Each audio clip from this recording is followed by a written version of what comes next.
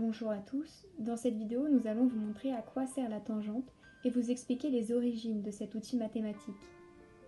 Lors de sa création, le but était de mettre en place un outil nouveau qui allait permettre d'établir les variations d'une fonction.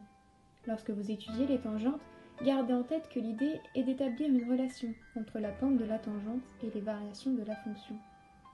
Par exemple, la tangente est négative quand la pente de la courbe est négative, et, dans cette logique, elle est positive quand la courbe de la fonction est positive.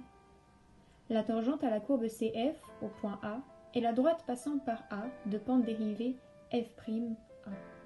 Une équation de la tangente à la courbe CF en A est donc y est égal à f' de A, facteur de x moins A, plus f A.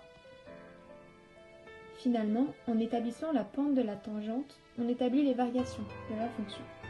Mais pour réaliser des exercices à l'aide de la tangente, il est important de comprendre ses origines. Archimède de Syracuse est le premier mathématicien à s'intéresser à la notion de tangente. Il énonce les propriétés des tangentes de la spirale qui porte son nom. Il faut attendre le XVIIe siècle pour voir Pierre de Fermat donner une définition de la tangente.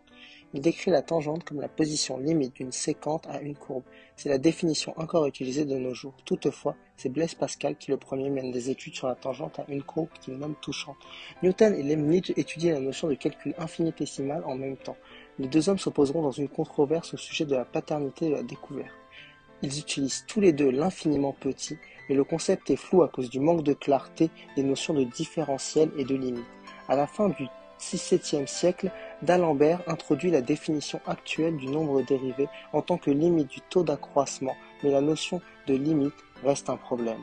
C'est au mathématicien Lagrange, début du XIXe siècle, à qui on le doit la notation f' de x pour désigner le nombre dérivé de f en x. On lui doit aussi le nom de dérivée pour ce concept mathématique. C'est le mathématicien allemand Weierstrass qui formalise le concept de dérivée. Il expose une fonction continue partout et dérivable nulle part, la fonction de Weierstrass. Merci de nous avoir écoutés et abonnez-vous à la chaîne de Axiom Eureka.